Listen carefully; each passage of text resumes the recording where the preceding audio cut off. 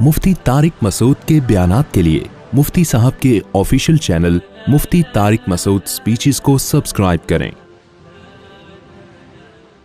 वइदा उन्ज़िलत सूरतुन अन आमिनू बिल्लाहि वजाहिदू मअ रसूलिही, और जब कोई सूरत नाजिल होती है जिसमें कहा जाता है कि अल्लाह पर ईमान लेकर आओ, यानी इखलास के साथ ईमान लेकर आओ, क्योंकि मुनाफिकीन ईमान लाते थे ऊपर ऊपर से। वजाहिदू मअ रसूलिही, और रसूल के साथ मिलकर जिहाद करो। इस्तअज़नका उलु तौल मिनहुम, तो इनमें जो कुदरत वाले लोग हैं वो भी आपसे इजाज़त मांग रहे होते हैं।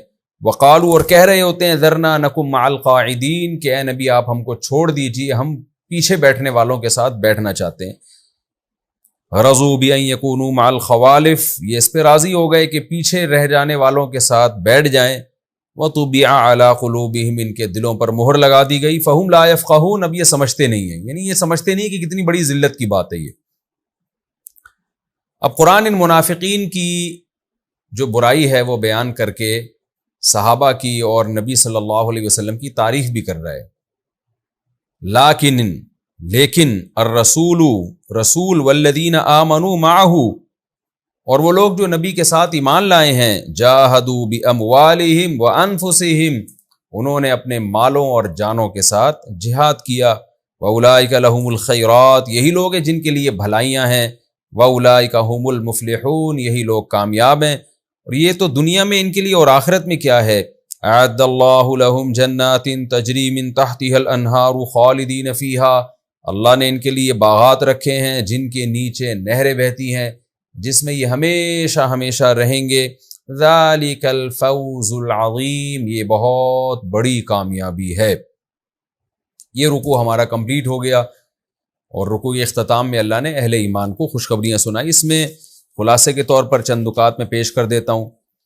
एक तो ये कि अल्लाह ने इस रुकू के शुरू में फ़रिहल मुखल्लफून बिमक़अदिहिम खिलाफ़ रसूलिल्लाह, इसमें जिहाद की अहमियत बताई है, और मुश्किल कामों में अपने साथियों का साथ छोड़ देना, इसकी बुराई को भी बयान किया है।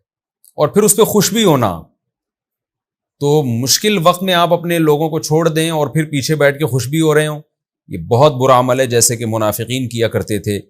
दूसरा हमें ये भी मिलता है कि मुनाफिकीन कहते थे शदीद गर्मी है, ला तनफिरू फिल हर, गर्मी में मत निकलो।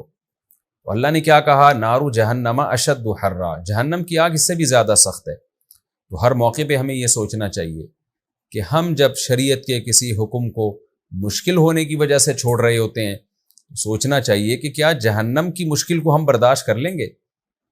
आपके लिए फजर में उठना मुश्किल है, नींद कुर्बान करना मुश्किल लगता है, सोच लिया करें फजर की नमाज छोड़ने पर जो आखिरत में अजाब होगा, क्या वो अजाब मुश्किल नहीं है, क्या वो आसान है आपके लिए। लोग बता रहे होते हैं ना कि बेटा तुम मेहनत करो, इम्तिहान में कामयाबी आएगी। बेटा कहता है, बच्चा कहता है पढ़ना बड़ा मुश्किल है, तो आप कहते हैं बताओ जब नाकाम हो जाओगे, कहीं जॉब नहीं मिलेगी, तो फिर मुआशरे में सर्वाइव करना ये मुश्किल नहीं है, ये आसान काम है क्या। तो ये हर जगह मोटिवेशन के लिए ये आयत का इस्तेमाल किया जा सकता है कि हम दुनिया की टेंशन को तो टेंशन समझ रहे हैं, लेकिन आखिरत के अजाब को हम टेंशन नहीं समझ रहे।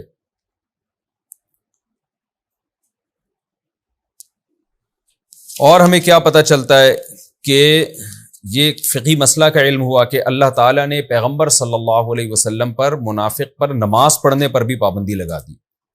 काफिर पर तो पाबंदी है हमेशा के लिए कि उसके लिए आप मग़फ़िरत की दुआ नहीं कर सकते। तो इस आयत में वला तुसल्ली अला अहदिम मिनहुम माता अबदा, इससे पता चला कि जो मुनाफिक है उस पर भी पाबंदी है। यानी किसी को वहम हो सकता था ना कि मुनाफिक ज़ाहिरी तौर पर तो अपने आप को मुस्लिम कहता है, तो ये भी पाबंदी लगा दी कि जो मुनाफिक है, जिसका मुनाफिक होना साबित हो जाए, उसकी भी नमाज जनाजा जायज़ नहीं है, क्योंकि है वो बहरहाल काफिर। लेकिन ये खूब समझ लें कि ये नबी के दौर का हुक्म था। आज ये हुक्म इसलिए नहीं है कि हम यकीनी तौर पर किसी के बारे में ये कह नहीं सकते कि ये मुनाफिक पक्का मुनाफिक है भी कि नहीं है, क्योंकि हम दिलों के हालात जानते नहीं। आप कह सकते हैं कि भाई उसके अमाल से हमें पता चल जाएगा, तो देखें बदअमली से यकीनी तौर पर दिल की कैफियत पता नहीं चलती, क्योंकि बाज़ दफ़ा बदअमली यानी कोई गुनाह इंसान सुस्ती की वजह से भी कर रहा होता है, और अपने साथियों को छोड़कर दुश्मनों का साथ माली मफाद की वजह से भी दे रहा होता है। यानी यह इश्काल हो सकता है ना कि भाई एक आप दुश्मन मुल्क है उससे लड़ रहे हैं और आपके लोग दुश्मन मुल्क का साथ दे रहे हैं, تو یہ تو پکا کافر ہے. نا نا نا نا، ہم نہیں کہہ سکتے کافر ہے، اس لیے کہ وہ ہو سکتا ہے اس عمل کو غلط سمجھتا ہو، لیکن وہاں سے لالچ اور لالچ کی بیس پہ ایک کام کر رہا ہو. جبکہ منافق جو کرتا تھا وہ کفر کی بیس پہ کر رہا ہوتا تھا، یعنی اس میں لالچ بھی ہوتی تھی تو اس کی بیس کفر ہوتی تھی. تو کفر دل کی کیفیت، دل کی ایک حالت ہے. تو لہذا آج علماء کہتے ہیں کہ جو اپنے آپ کو مسلم شو کرے گا تو ہم اس کو مسلم ہی کہیں گے اگر وہ اسلام کے بیسک عقیدوں کا اظہار کرتا ہے. تو اس کے عمل کی وجہ سے ہم اس کو کافر نہیں کہہ سکتے. وہ اللہ جانے اور وہ جانے، اللہ کو پتہ ہے دل کی حالت کا. اور یہ بھی ہمیں پتہ چلا کہ بھئی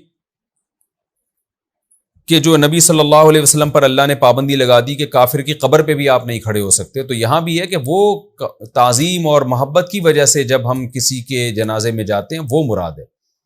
لیکن ویسے اگر کوئی کافر کسی کا رشتہ دار ہے اور وہ اس کو کفن دفن کرتا ہے تو پھر اس کی علماء نے اجازت دی. مثال کے طور پر ایک غیر مسلم ہے، اس کے باپ کی ڈیتھ ہو گئی، ایک مسلم ہے اس کے باپ کی ڈیتھ ہو گئی اور کوئی کفن دفن کرنے والا نہیں ہے، تو بیٹے کو اجازت ہے کہ وہ اپنے باپ کو کفن دے اور اس کو دفن کر دے، لیکن اسلامی طریقے سے نہیں.